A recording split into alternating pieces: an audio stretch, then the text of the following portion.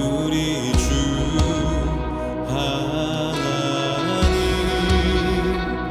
큰 영광과 존귀를 받기에 합당하신 지금 여기 계신 하나님 온 천지 만물을 지으시고 다스리는 큰 권능과 능력으로 주의 말씀 이루시리.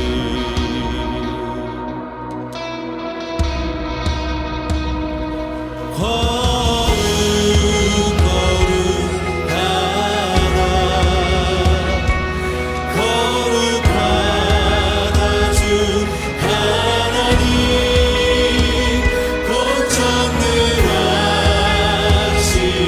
이여 하나님 나라의 하에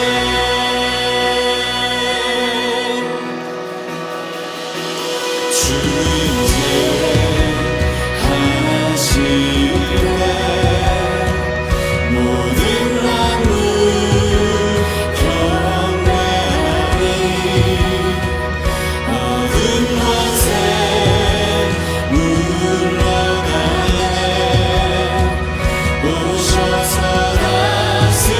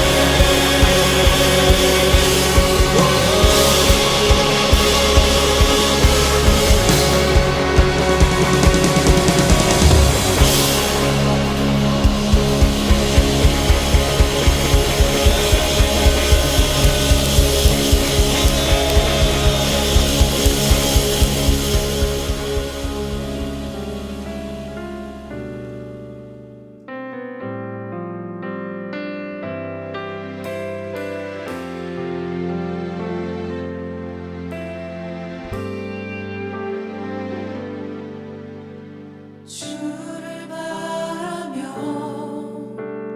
구한 모든 것 꺼낼 수 없는 마음도 주님 듣고 계시네. 뜻하신 대로 인도하소서. 언제나 주님 따르며 그 곁에 거하리라. 주의 인자는 영원하시니 신실한 주의 이끄심 나는 찬양하리라. 모든 시간을 주께 드리네. 한 걸음 내디딘 삶을 나의 주께 드리네. 주와 함께한 고백 내 삶에 채우소서. 나를 향하신 주님의 마음 담아주소서. 주의 부으신 계획 온전히 이루소서. 나의 삶의 결이 주의 길을 함께 하소서. 주의 인자는 영원하시니 주의 인자는 영원하시니 신실한 주의 이끄심 나는 찬양하리라. 모든 시간을 주께 드리네. 한 걸음 내디딘 삶을 나의 주께 드리네. 주와 함께한 고백 내 삶에 채우소서. 나를 향하신 주님의 마음 담아주소서. 주의 부으신 계획 온전히 이루소서. 나의 삶의 별이 주의 길을 함께 하소서. 주와 함께한 고백 내 삶에 채우소서. 나를 향하신 주님의 마음 담아주소서. 주의 부으신 계획 온전히 이루소서. 나의 삶의 결이 주의 길을 함께 하소서. 주와 함께한 고백 주와 함께한 고백 내 삶에 채우소서. 나를 향하신 주님의 마음 담아주소서. 주의 부으신 계획 온전히 이루소서. 나의 삶의 결이 주의 길을 함께 하소서. 주와 함께한 고백 주와 함께한 고백 내 삶에 채우소서. 나를 향하신 주님의 마음 담아주소서. 주의 부으신 계획 온전히 이루소서. 나의 삶의 결이 주의 길을 함께 하소서.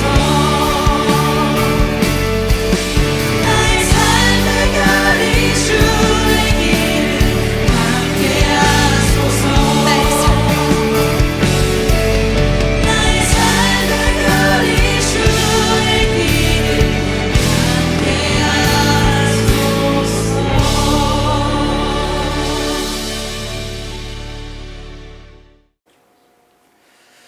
오늘 예배 자리로 나오신 여러분들을 환영합니다. 하나님께서 우리를 지금 예배자로 부르시고 계십니다. 그 부르심에 응답하는 귀한 예배가 오늘 드려질 수 있기를 바랍니다. 2021년 10월 3일 주일 예배를 다 같이 하나님 앞에 드리시겠습니다. 하나님이여, 우리가 주의 전 가운데서 주의 인자하심을 생각하였나이다.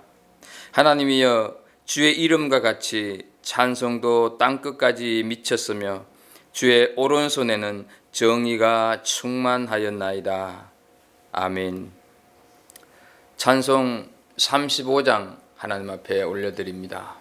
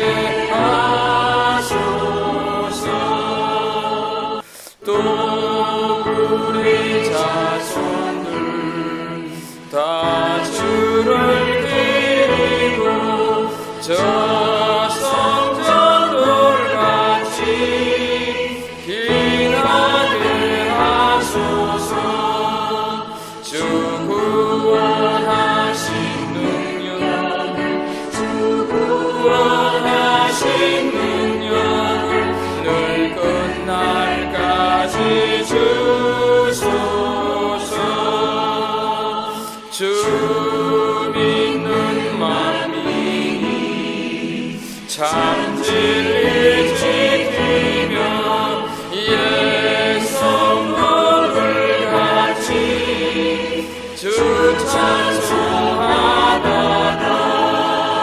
저 천국 보좌 앞에서 저 천국 보좌 앞에서 늘 찬송하게 하소서.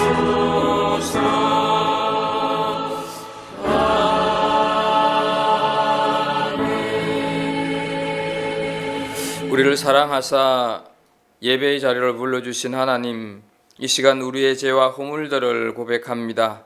너희가 육신대로 살면 반드시 죽으리라는 준엄하신 말씀이 있음을 알면서도 지난 한 주간 육신의 소욕대로 살았습니다. 안일했었고 시기했었고 질투하며 게을렀습니다. 주님의 뜻을 알면서도 죄를 지었기에 저의 마음은 더욱 괴롭습니다. 주님, 우리를 불쌍히 여기시고 이 모든 죄들을 용서해 주옵소서. 이제부터는 저희들이 성령님의 능력에 힘입어 몸의 행실은 죽이고 영의 소욕대로 살고자 하옵나니 도와주옵소서. 용서의 주님, 감았던 눈을 뜬 것 같은데 어느새 9월 한 달이 지나고 10월 첫 주일입니다. 지나간 날들을 돌아보면 감사보다는 불평과 환경을 탓하며 보낼 때가 많았습니다. 기쁨과 즐거움보다는 슬픔과 분노 속에서 살 때도 있었습니다. 이웃을 돌아보고 배려하며 사랑하기보다는 외면하고 모른 척하며 지날 때가 많았습니다. 주님, 이런 저희들의 이기적인 불신앙을 용서하여 주옵소서. 사랑의 주님, 눈앞에 절망에 울며 하나님의 사랑을 부인하기도 했습니다. 어찌할 바를 모르는 상황 앞에 하나님을 불신했습니다. 가시를 준 현실만 보고 하나님을 원망하기에 바빠 그것을 향하신 하나님의 뜻을 살피지는 못했습니다. 지나가 보면 은혜요 감사인데 당장은 배신감과 불안 속에 하나님을 의심하는 불신앙을 또다시 반복하는 삶을 살았습니다. 주님, 이 모든 허물을 십자가의 보혈로 깨끗하게 씻어 용서해 주시고 새 사람 된 모습으로 오늘 하나님 앞에 예배드리는 이 시간 되게 하여 주옵소서. 우리 다시 한 주간 또 지나간 한 달의 삶을 좀 돌아보면서 하나님과 우리만 아는 귀한 그런 허물과 죄들을 고백하는 참회 기도의 시간을 갖습니다.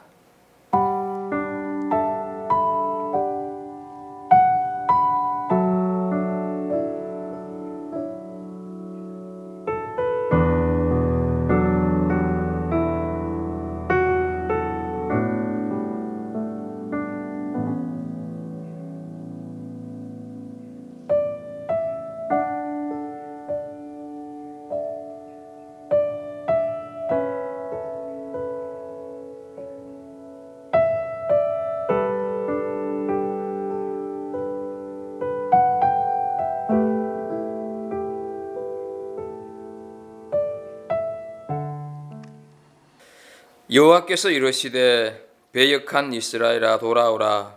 나의 노한 얼굴을 너희에게로 향하지 아니하리라. 나는 긍휼이 있는 자라 노를 한없이 품지 아니하느니라. 여호와의 말씀이니라.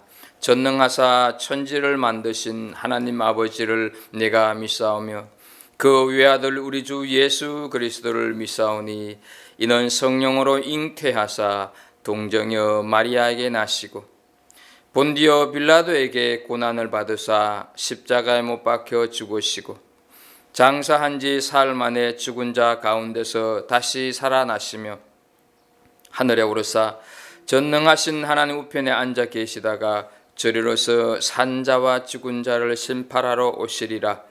성령을 믿사오며 거룩한 공회와 성도가 서로 교통한 것과 죄를 사하여 주시는 것과 몸이 다시 사는 것과 영원히 사는 것을 믿사옵나이다. 아멘. 찬송 함께 하나님 앞에 올려드립니다. 285장입니다.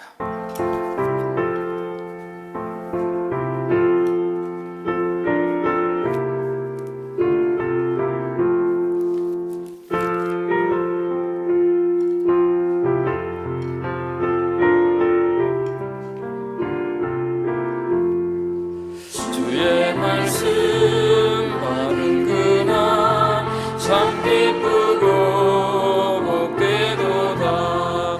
이 기쁨만 못 이겨서 온 세상에 전하노라.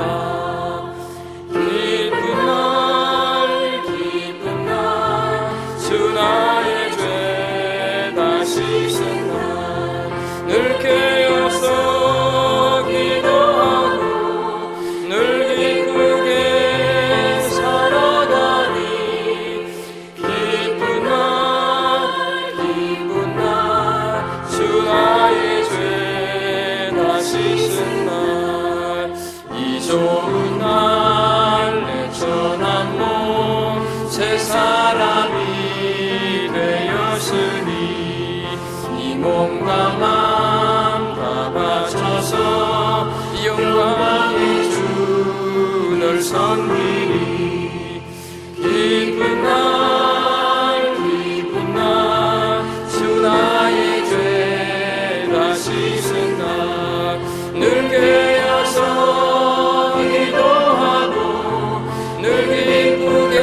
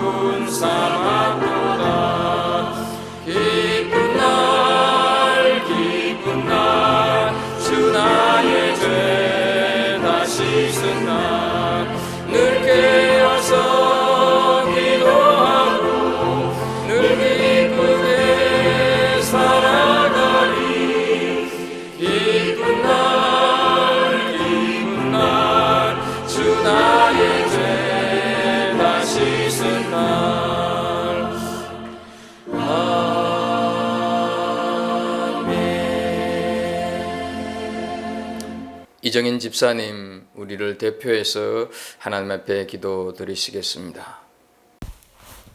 하나님 아버지, 거룩한 주일을 우리에게 허락하여 주시니 감사를 드립니다. 십자가 보혈을 통해 죽음에서 생명을 주신 하나님의 크신 은혜를 기억하며 감사로 주님께 나와 예배하게 하시니 감사를 올려드립니다.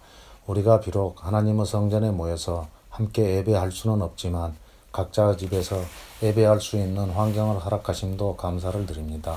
영과 진리로 하나님께 예배하기를 소망하오니 성령님 함께하여 주시어서 충만한 은혜로 우리를 이끌어 주시옵소서.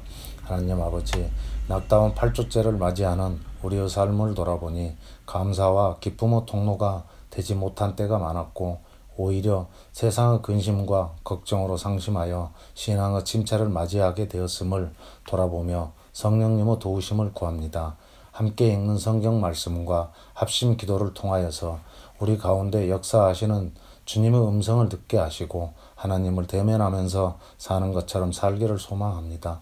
매번 반복되어지는 용서를 구하는 행위가 멈추어질 수 있도록 우리의 삶이 주님을 의식하며 살게 하옵소서.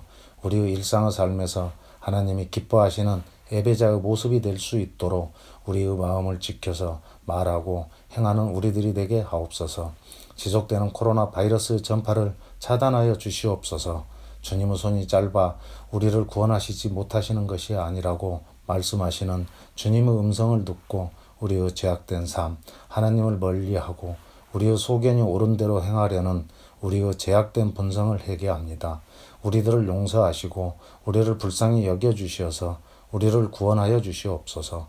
확신할 수 없는 우리의 미래의 삶에 집착하지 않게 하시고 우리의 힘이 되시는 여호와를 기뻐하는 우리들이 되어 모든 악을 끊어내고 우리를 온전하게 하실 예수 그리스도를 바라보는 우리가 되기를 소망합니다.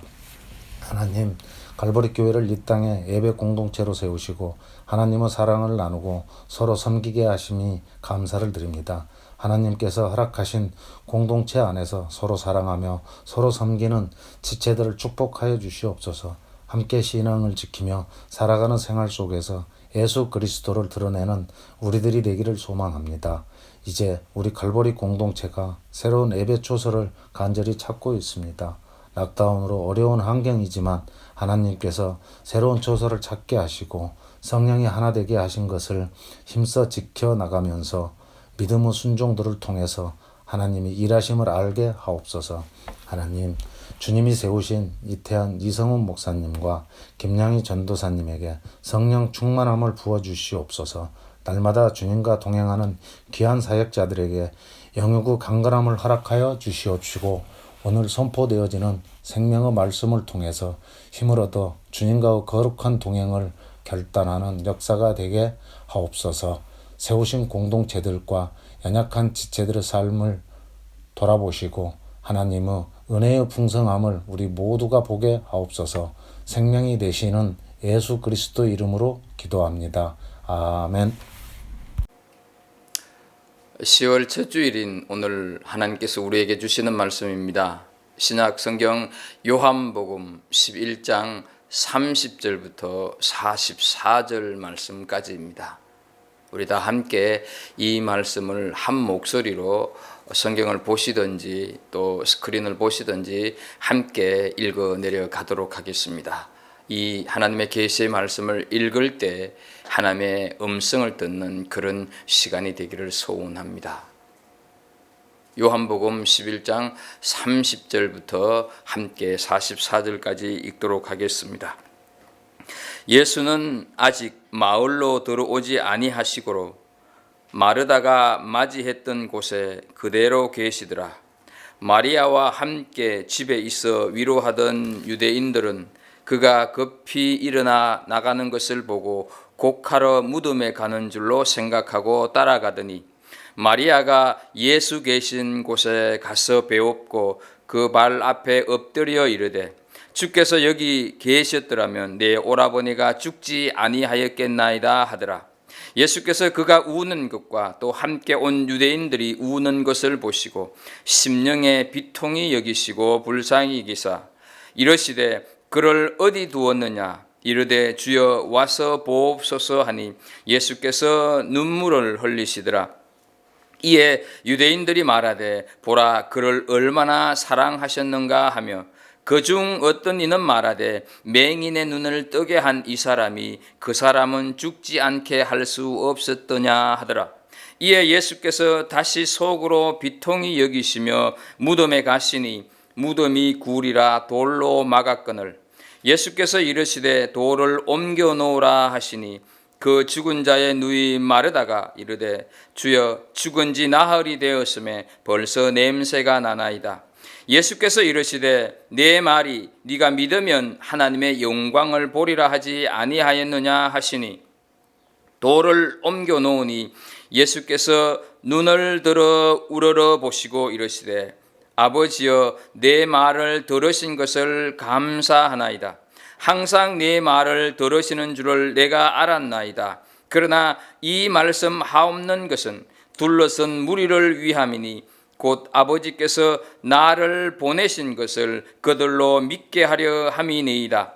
이 말씀을 하시고 큰 소리로 나사로야 나오라 부르시니 죽은 자가 수족을 배로 동인 채로 나오는데 그 얼굴은 수군에 쌓였더라. 예수께서 이르시되 풀어놓아 다니게 하라 하시니라. 아멘. 우리가 신앙생활을 하지만 때때로 이해되지 않는 일이 종종 있습니다. 예수님을 주님으로 믿으면서 열심히 기도해도 주님께서 내 기도에 응답해 주시지 않는 것 같은 답답한 시간을 보낼 때가 있습니다. 아무리 간절하게 하나님을 찾아도 하나님이 내 문제에 무관심 혹은 방관하시는 것 같습니다. 그래서 내 자신이 마치 주님에게서 그리고 사람들에게서 무시당하는 느낌이 듭니다. 심지어는 버림받은 것 같아 하는 생각이 들 때도 있습니다. 함께 읽은 요한복음 11장은 나사로가 병에 걸려 그의 누이 마르다와 마리아가 예수님께 사람을 보내서 오셔서 고쳐주실 것을 기별하는 것으로 시작이 되고 있습니다. 그런데 예수님께서는 전혀 서두르지 않으십니다. 오히려 11장을 자세히 보게 되면 의도적으로 시간을 지체하는 듯한 인상을 풍기고 있습니다. 그 사이 나사로는 병이 더욱 심해지고 결국 허망하게 두 여동생만 남겨놓고 죽습니다. 나사로의 부모에 대한 언급이 없는 것으로 보아 이 죽은 나사로가 가장의 책임도 감당하고 있었던 것 같습니다. 우리가 생각할 수 있는 것은 당사자인 나사로도 병과 싸우느라 힘들었지만 그 모습을 지켜보는 여동생들도 괴로웠다 하는 사실입니다. 우리 삶 가운데서 어떤 힘든 일을 당하게 되면 당사자도 고통스럽지만 그 사건을 함께 겪는 주변 가족들도 힘든 법입니다. 어쩌면 나사로는 사경을 헤매느라 잘 모르지만 병든 나사로를 지켜보아야 했던 마르다와 마리아 입장에서는 주님의 이 처사가 잘 이해가 되지 않습니다. 나사로가 사는 베다니에서 지금 예수님께서 계시는 예루살렘까지 거리는 대략 오리 2km 정도라고 18절에서 말씀을 하고 있습니다. 걸어서 30분 정도의 거리입니다. 예수님께서 하나님 나라의 일로 바쁘신 것은 알겠지만 산책하듯이 올 수 있는 거리에 있으면서도 사람이 죽어가는데 잠깐 와 주실 수 없는가, 그런 생각에 망연자실, 너무 힘들고 비통합니다. 그도 그럴 것이 생면부지인 예수님께 부탁드린 것이 아닙니다.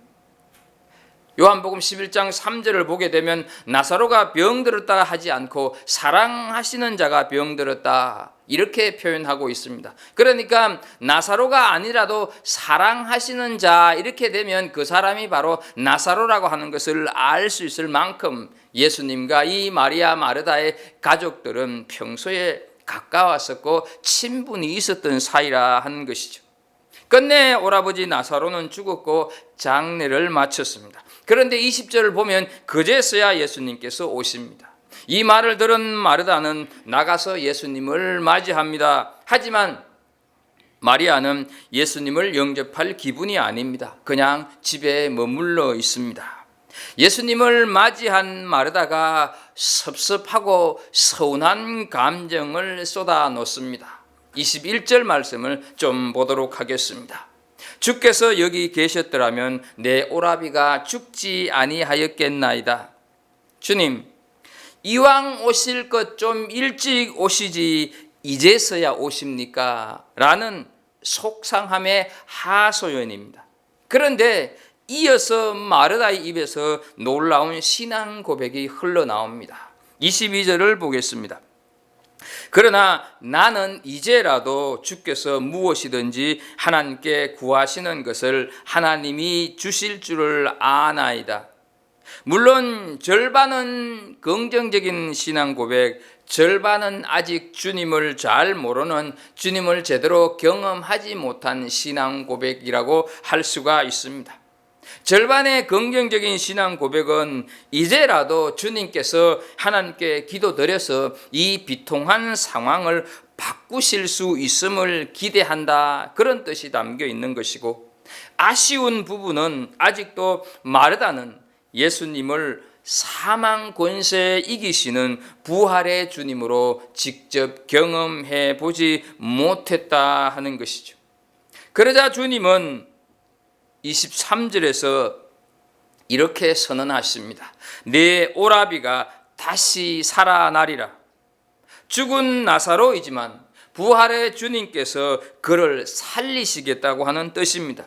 그런데 마르다는 이 말씀을 나중에 세상 마지막에 모든 죽은 하나님의 백성들이 부활할 날을 가리키는 말씀으로 오해를 하고 있습니다. 그래서 예수님께서는 마르다의 이 오해를 바로잡아 주시기 위하여서 다시 11장 25절 말씀을 선언합니다. 나는 부활이요 생명이니 나를 믿는 자는 죽어도 살겠고 무릇 살아서 나를 믿는 자는 영원히 죽지 아니하리니 이것을 네가 믿느냐라고 물으시는 것입니다. 오늘 우리가 함께 읽은 말씀은 우리가 삶의 문제를 하나님의 도우심으로 해결받기를 원할 때 우리가 가져야 할 올바른 신앙이 무엇인가 하는 것을 교훈하고 있습니다. 첫 번째 교훈을 좀 보도록 하겠습니다. 첫 번째 교훈은 주님께서는 우리의 문제 앞에서 약속의 말씀을 먼저 선포하신다는 사실입니다. 우리는 금세 내 문제가 해결되기를 원하지만 주님은 그 문제 앞에서 약속의 말씀을 먼저 선포하십니다. 그리고 그 말씀을 통해서 우리 마음에 그 어려움을 하나님께서 해결하시리라고 하는 믿음과 기대감, 확신을 만드십니다. 다르게 말씀을 드리자면 아무리 기도하고 아무리 성경을 보더라도 하나님이 내 문제를 하나님의 방법으로 해결해 주시리라는 믿음과 기대감, 그런 확신이 생기지 않는다면 그것은 아직 하나님의 말씀, 하나님의 음성을 듣지 못한 것입니다. 깨닫지 못한 것입니다. 그럴 경우에는 내 문제를 하나님만의 방식으로 해결하시는 하나님의 마음, 하나님의 시각을 이해하고 그 시각을 내 마음에 받아들이고 하나님의 마음으로 내 문제를 주목해야 한다 하는 사실이죠. 그래서 이사야서 55장 8절에서 하나님은 말씀하십니다. 내 생각이 너희의 생각과 다르며 내 길은 너희의 길과 다름이니라 말씀을 합니다. 28절 말씀을 보시면 예수님은 이런 목적을 가지고 마리아를 집 밖으로 불러내고 있는 것을 보게 됩니다. 마리아는 장례를 마치고 집에 돌아와서 오라버니 나사로를 생각하며 슬픔에 잠겨 있습니다. 예수님께서 왜 오시지 않았을까? 우리가 남이가 하면서 큰 상실감에 빠져 있습니다. 이런 상황에서는 예수님께서 무슨 이야기를 하시더라도 마리아가 받아들이기 어려웠다 하는 것이죠. 그래서 마리아의 생각을 조금씩 하나님의 관점으로 바꾸기 위해서 일단 마리아를 집 밖으로 불러내는 것을 보게 됩니다. 32절을 보면 동네로 나간 마리아가 예수님을 만나서 첫 마디가 주께서 여기 계셨더라면 내 오라버니가 죽지 아니하였겠나이다 라는 볼멘 소리를 하고 있습니다.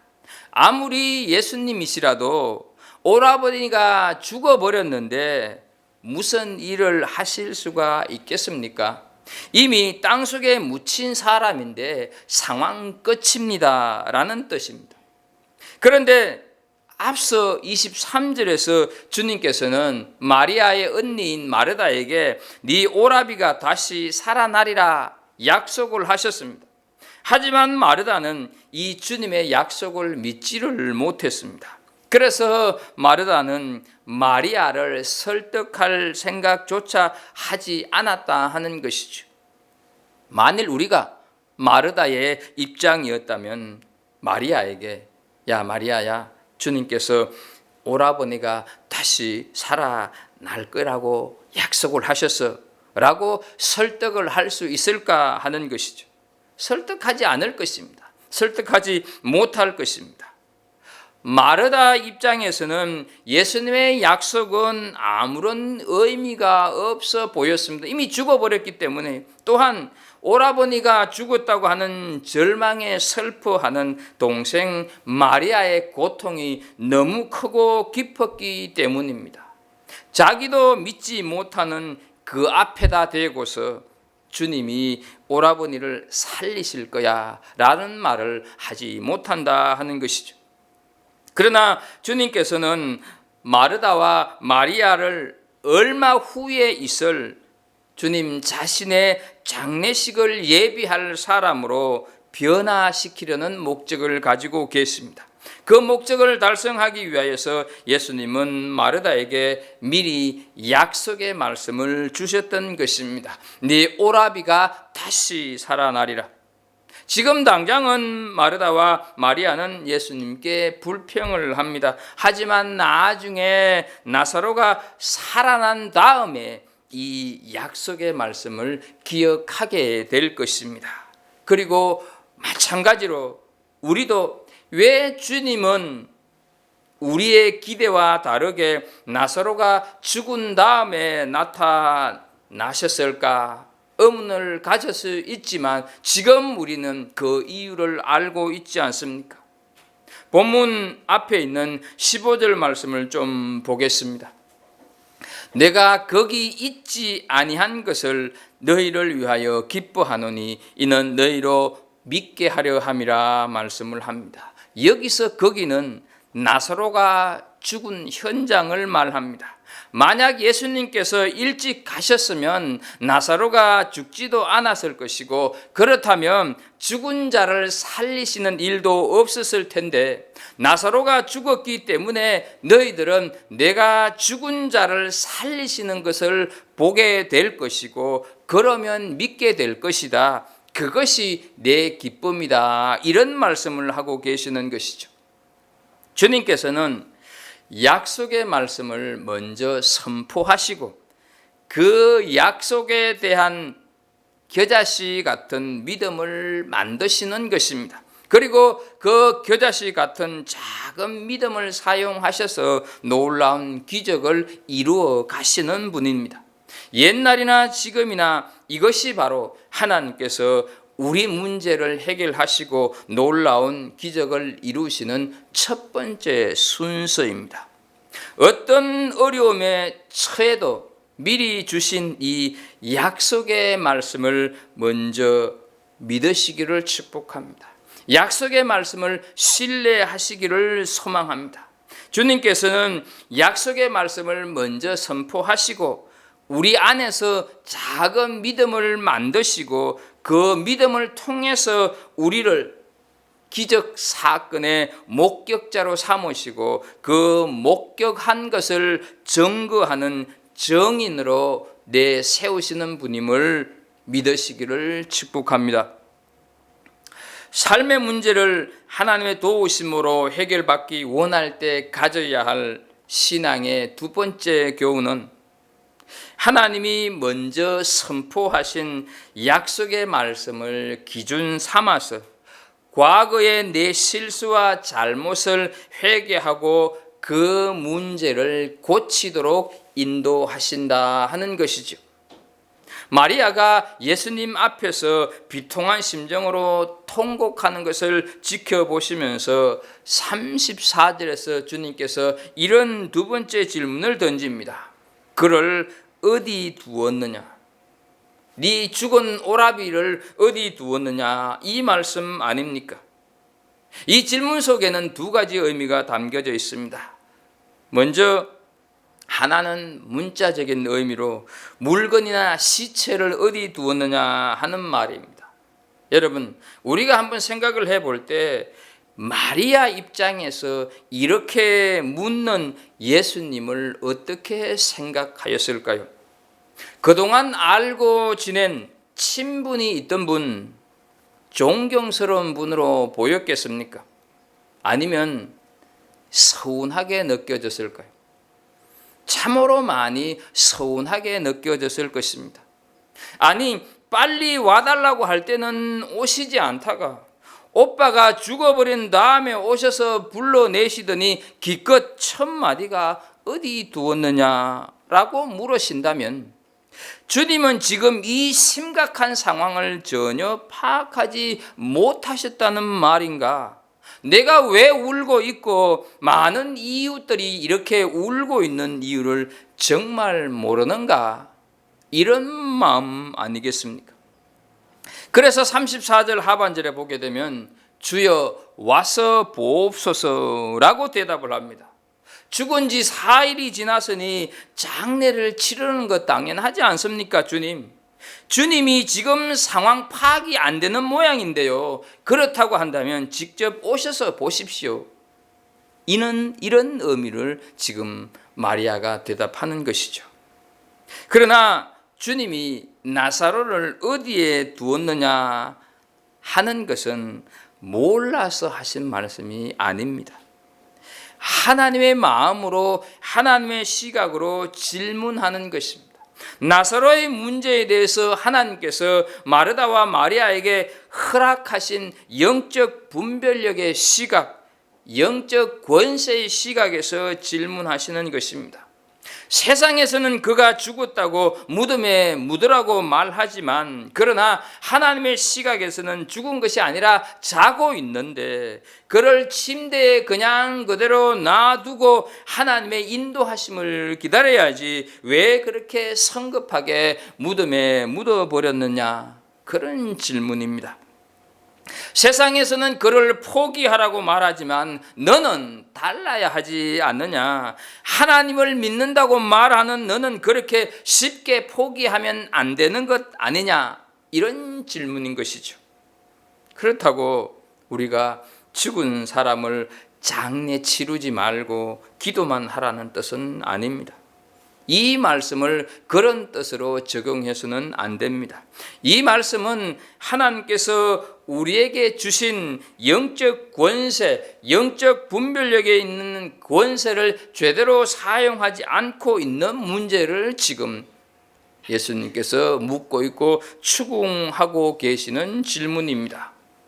하나님께서는 나사로를 통해서 영광을 받으시려고 하는데 왜 그런 불신앙의 은사를 지금 하고 있느냐 하는 것이죠. 그러므로 우리가 우리의 힘든 문제를 해결하고 하나님의 놀라운 역사를 경험하려면 그동안 잘못 사용했던 영적 분별력의 문제를 회개해야 합니다. 영적 분별력은 영적 통찰력을 말하는 것입니다. 하나님께서 우리에게 가라고 말씀하실 때와 멈추라고 말씀하실 때를 아는 능력, 하라는 것과 하지 말라는 것을 구분하는 능력, 이것이 영적 통찰력이다 하는 것이죠. 이 말은 자신에게 주어진 우리의 상황을 우리가 판단하되 자의적으로 우리 마음대로 판단하는 것이 아니라 하나님의 뜻에 비추어 판단하는 능력, 이것을 영적인 분별력 또는 영적인 통찰력이라고 말하는 것입니다. 우리 그리스도인들은 하나님께서 우리에게 주신 영적인 분별력을 정말 지혜롭게 사용해야 합니다.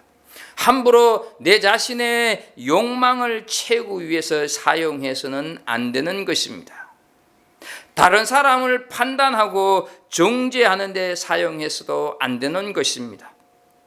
사람을 살리고 사람을 구원하고 사람을 회복하고 사람을 섬기는데 우리의 분별력, 우리의 통찰력이 쓰여져야 합니다.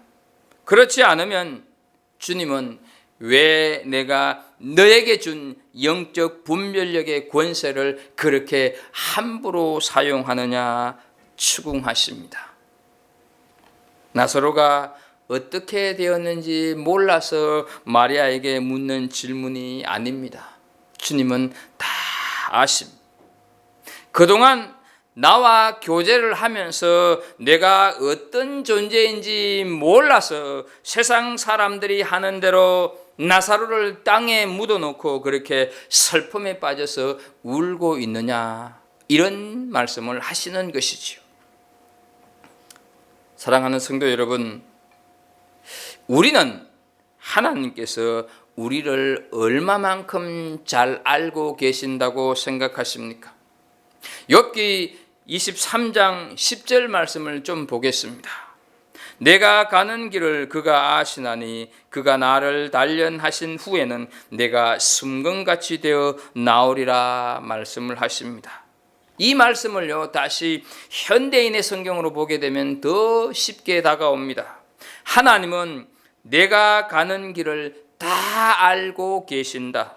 그가 나를 단련하신 후에는 내가 숨금같이 깨끗할 것이다 라고 번역을 하고 있습니다. 하나님께서는 다 알고 계십니다. 그러므로 우리가 어떠한 상황, 어떠한 처지에 직면하더라도 하나님의 관점, 하나님의 시각을 가지고 영적인 분별력의 권세를 잘 사용해서 어떠한 상황 속에서도 우리가 단련되고 훈련되어져서 순금 같은 성도가 되어질 수 있기를 주의 이름으로 축복합니다. 말이 통하지 않으니까, 너무 동문서답을 하니까 35절을 보게 되면 주님께서 눈물을 흘리십니다. 주변 사람들도 마리아처럼 예수님의 마음을 이해를 하지를 못하고 불평만 하고 있습니다. 그래서 37절 말씀을 보게 되면 맹인의 눈을 뜨게 한 이 사람이 나사로는 죽지 않게 할 수 없더냐, 이렇게 말하는 것을 보게 됩니다. 나사렛 예수라는 사람도 결국은 작은 병은 고치지만 심각한 중병은 어찌할 수 없는 사람이구나, 그러면 그렇지 하는 체념입니다. 마리아와 마르다, 나사로가 살았을 때 주님께서 얼마나 저들과 가까이 지냈었는데 저런 사람 하나 살리지 못하는 저 예수라고 하는 사람 역시 우리랑 똑같은 사람에 불과하구나 하는 체험이라는 것, 체념이라는 것이지요.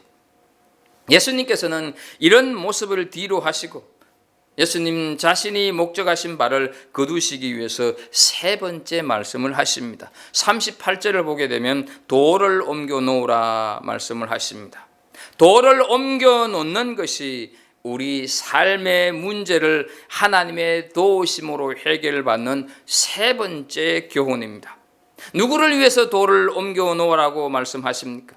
1차적으로는 나사로가 일어나서 바깥으로 나올 수 있도록 미리 준비하라는 말씀입니다. 하지만 이 말씀도 문자적인 의미와 영적인 의미 두 가지 뜻이 있습니다. 문자적으로는 무덤의 입구를 막고 있는 돌판을 옆으로 굴러서 치우라는 말씀입니다.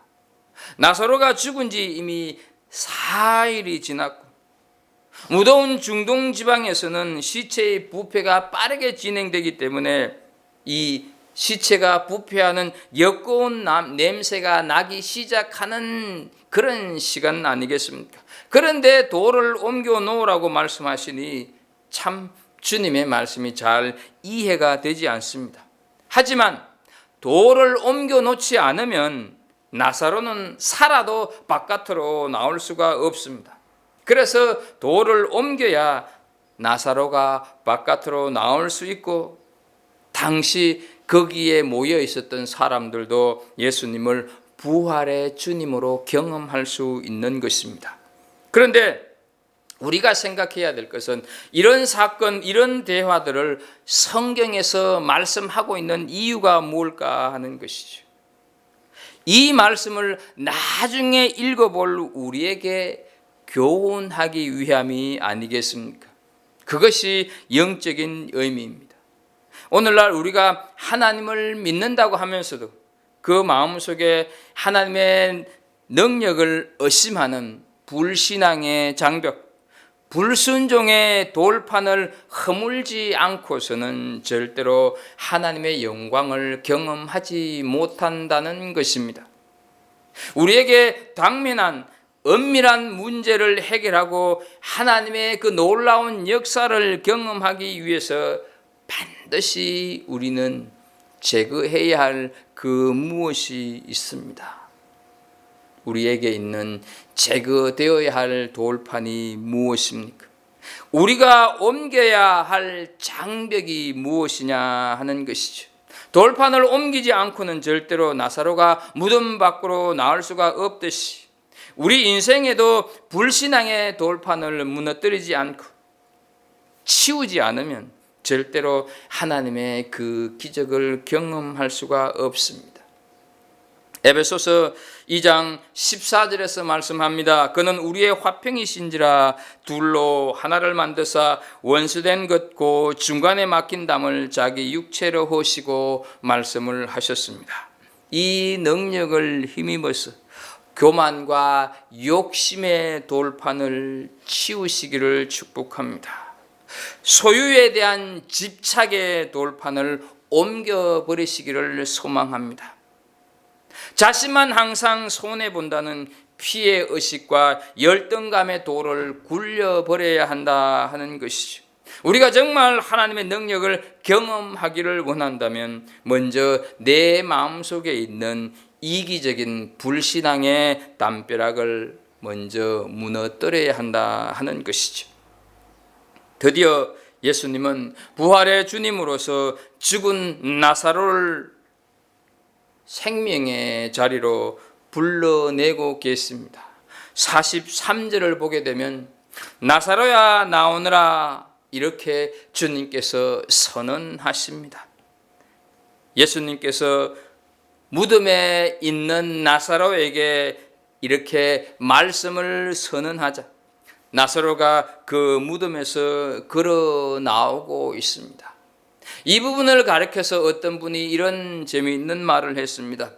예수님께서 나사로야 라고 이름을 콕 집어서 불렀기에 망정이지 그냥 죽은 자여 나오너라 이렇게 부르셨다면 당시에 죽어있던 모든 사람들이 살아났을 거라 이런 얘기를 했습니다.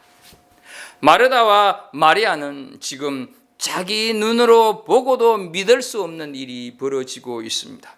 이 충격적인 사건, 죽은 사람이 다시 살아나는 사건을 목격함으로 드디어 예수님께서 메시아인 것을 깨닫게 되는 것입니다. 또한 예수님 주변에 둘러선 사람들이 예수님이야말로 성부 하나님에게서 보냄을 받은 메시아라고 하는 사실이 알려지기 시작했고 그들에게 보여지기 시작했습니다. 정말 예수님은 하나님으로부터 보냄을 받은 사람이구나 하는 것을 깨닫게 되는 것입니다. 나사로를 살리신 것은 예수님 자신이 죽음에서 살아나실 것을 보이시는 부활의 예표였습니다. 그래서 고린도전서 15장 4절에서 장사 지낸 바 되셨다가 성경대로 사흘 만에 다시 살아나사 하시는 말씀을 이루시는 것입니다. 사랑하는 성도 여러분, 이 사건의 연장선상에 누가 서 있습니까? 바로 우리 한 사람 한 사람이 서 있습니다. 우리는 예수님의 말씀을 듣고 죄와 사망의 권세로부터 속히 나오는 그런 존재들이 되어야 하는데, 정말로 우리는 예수님의 말씀을 듣고 죄와 사망의 권세에서 속히 나오셨는가 하는 것을 살펴볼 필요가 있습니다. 예수님은 하나님으로부터 보냄을 받으셔서 우리 인생으로 들어오신 것을 우리가 믿고 있느냐 하는 것이죠. 하늘에 계신 우리 아버지 하나님이 나를 독생자의 피로 값주고 태어나게 하셨음을 믿으십니까? 그렇다면 이제는 더 이상 우리는 죄와 사망의 권세 아래 있지 않고 구원과 영생, 부활과 평강의 자리에 굳건히 서 있다 하는 사실을 믿으십니까? 그런 분이 지금도 2021년 이 코로나의 위기 속에서도 우리를 말씀으로 위로하시고 우리 심령의 말씀으로 깨닫게 해주셔서 우리로 하여금 주님의 품에 품으시고 한 걸음 한 걸음 이 어려운 현실을 함께 동행하고 함께 걸어가고 계심을 믿으십니까? 이제 예수님께서 마지막 말씀을 선포하십니다. 44절을 보게 되면 풀어놓아 자유롭게 다니도록 하여라. 무덤에서 나오는 나사로의 모습은 부활한 사람, 다시 살아난 사람보다는 좀비로 생각할 만큼 붕대 같은 천으로 쌓인 채 걸어 나왔습니다. 주변 사람들이 나사로가 죽은 시체라고 생각해서 감쌌던 것이죠. 하지만 이제 나사로는 부활의 능력, 예수님의 부활의 능력으로 새롭게 살아났다 하는 것이죠. 더 이상 시체나 더 이상 좀비로 사는 것이 아니라 부활한 사람으로, 다시 살아난 사람으로 부활의 기쁨과 영광을 누리면서 살아가야 합니다. 그런데 몸에 둘러싸인 천이 방해가 됩니다. 그래서 그 시체를 감싸고 있던 천을 벗기고 깨끗한 옷을 다시 입혀서 나사로가 살았던 그 베다니 마을 공동체에서 인정받는 사람으로 대접을 받으면서 살아가도록 도와주라, 이렇게 하는 말씀이죠. 이 말씀은 우리가 교회 안에서 성도들을 바라볼 때 세상 사람들의 시선이 아니라 하나님의 시선으로 바라보고 섬길 것을 우리에게 교훈하는 말씀입니다. 예수를 믿는다고 한다면 더 이상 세상 사람들의 시각으로 바라지 말고 성령 하나님께서 그를 기뻐하시고 인정하신 사람으로 만들어갈 그러한 믿음으로 바라보고 그런 믿음을 가지고 섬기라 하는 말씀이죠. 그를 감고 있는 연약한 모습을 다 벗겨주고 그를 얽매고 있는 선입견을 내려놓고 그를 힘들게 하는 부정적인 평가를 풀어버리고 예수 그리스도 안에서 다시 태어난 공동체의 한 사람으로 품으라 하는 말씀입니다. 우리는 오늘 주님께서 나사로를 살리신 과정에서 삶의 어려움을 이기는 올바른 신앙 세 가지를 살폈습니다. 네 오라비가 다시 살아나리라 하는 약속의 말씀처럼 주님은 우리의 문제 앞에 먼저 약속의 말씀을 하신다는 것을 기억하십시오.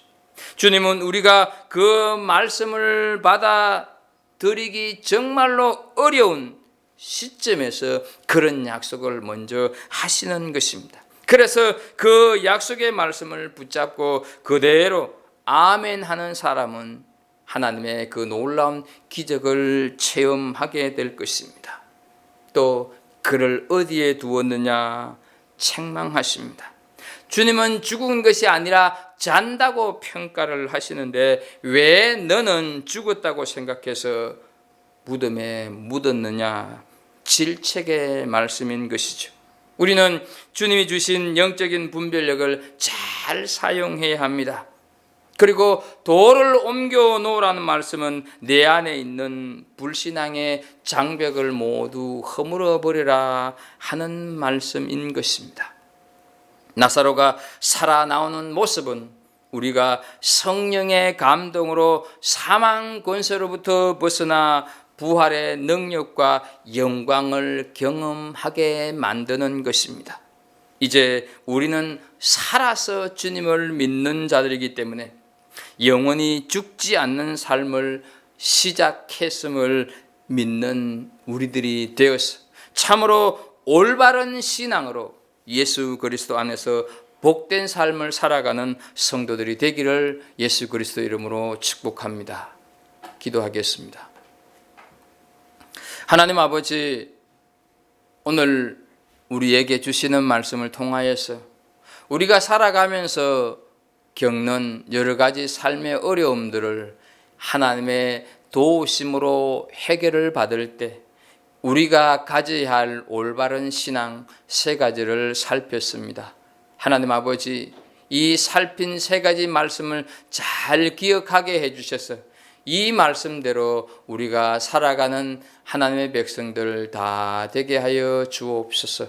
하나님이 분명코 약속하신 그 말씀을 먼저 붙잡게 해 주시고, 하나님이 우리에게 주신 그 놀라운 영적인 분별력을 잘 사용할 수 있도록 해 주시고, 우리 안에 있는 하나님과 우리 사이에 막혀 있는 그 모든 장벽들을 다 허물어 버리고 하나님을 쫓아가는 하나님의 백성들 다 되게 하여 주옵소서. 그리하여서 정말로 우리에게 시시각각 다가오는 우리 삶의 문제들을 이렇게 우리에게 주신 그 신앙의 힘으로 잘 이겨나가는 하나님의 사람들 다 되게 하여 주옵소서. 예수님의 이름으로 기도하옵나이다. 아멘. 찬송 360장 하나님 앞에 드립니다.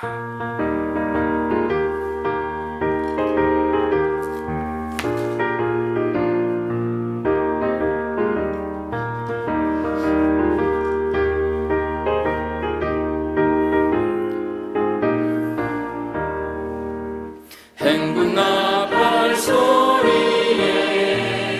주의 호령 나으니 십자가의 군기를 높이 들고 나가세. 선한 싸움 다 싸우고 그의 면류관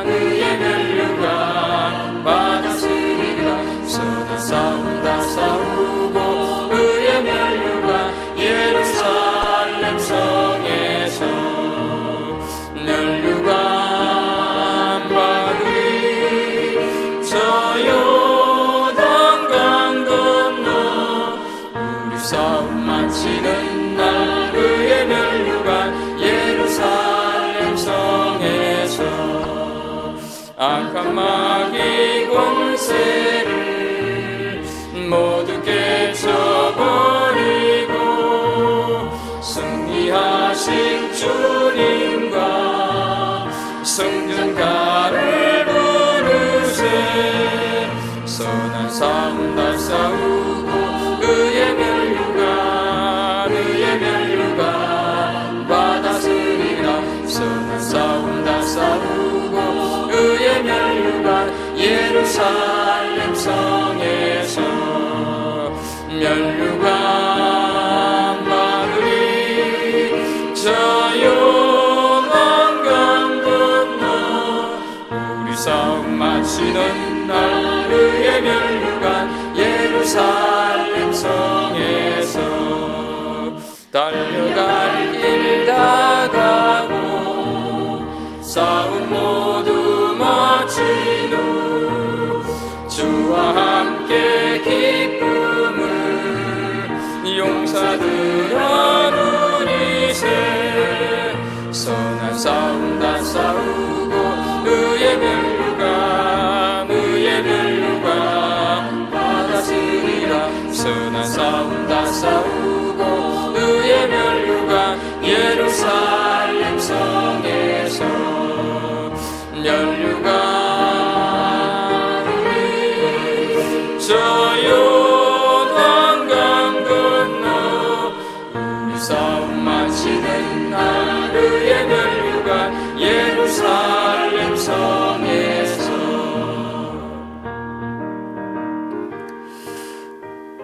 하나님께 드린 예물을 위해서 봉헌 기도드립니다. 하나님 아버지, 오늘도 우리가 각 처소에서 예배를 드리지만 그 예배가 하나님 앞에 드리지는 것을 믿고 고백하는 마음으로 우리의 물질을 예물로 따로 구분하여 드립니다.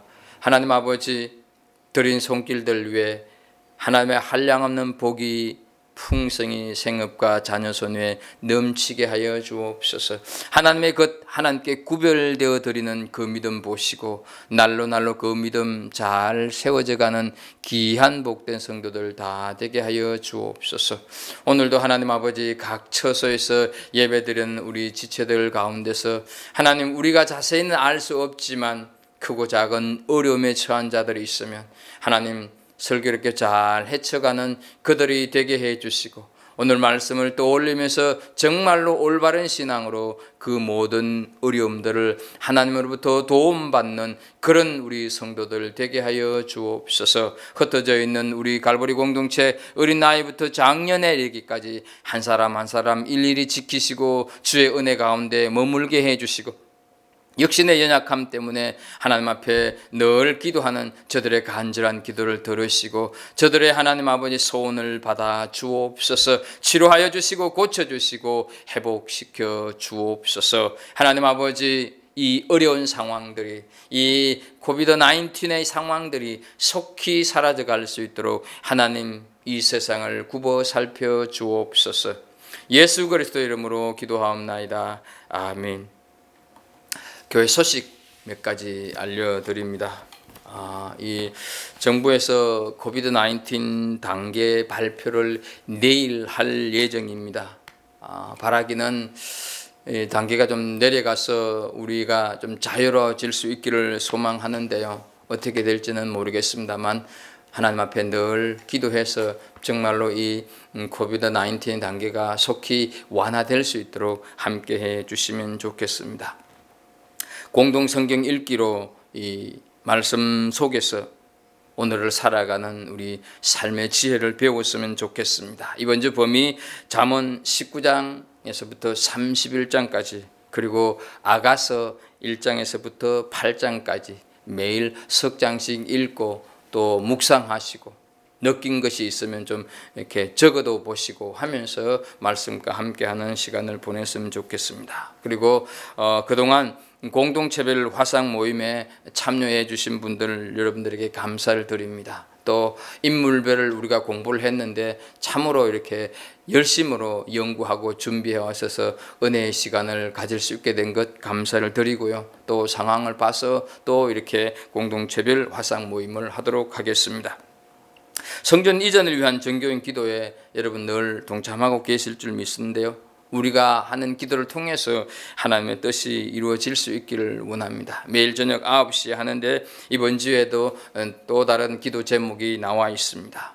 이 기도 제목 보시고 계속해서 기도해 주시면 좋겠습니다. 비대면 상황이긴 하지만 내일 단계가 발표가 되고 혹시 10월에 우리가 자유롭게 예배를 드릴 수가 있게 되면 교회 안에서 있었던 여러 가지 해야 할 일들을 예전처럼 그대로 진행하게 될 것입니다. 지난주부터 소개되고 있는 이 10월달 교회 사역들을 좀 살펴보시고 적극적인 우리 신앙생활을 할 수 있는 그런 예배자가 되었으면 좋겠습니다. 주일 예배 그리고 또 온라인 헌금 방법 잘 나와 있으니까 참고하셔서 여러분들의 그 받으신 예물들을 이렇게 하나님 앞에 드리는 그런 시간이 되었으면 좋겠습니다. 교회 소식 이상입니다. 우리 갈보리 공동체 식구들 어디에 있든지 간에 또 한 주 동안 건강하게 잘 지내시고 또 수요일에 만날 수 있기를 바랍니다. 공동 성경 읽기 한 후에 응답송하고 축도로 예배 마치도록 하겠습니다. 공동 성경 읽기 함께 하도록 하겠습니다. 이번 주 공동 성경 읽기는 본문 43절 44절입니다. 함께 읽도록 하겠습니다. 이 말씀을 하시고 큰 소리로 나사로야 나오라 부르시니 죽은 자가 수족을 배로 동인 채로 나오는데 그 얼굴은 수건에 쌓였더라. 예수께서 이르시되 풀어놓아 다니게 하라 하시니라. 아멘. 하나님의 말씀이었습니다. 응답송 하겠습니다.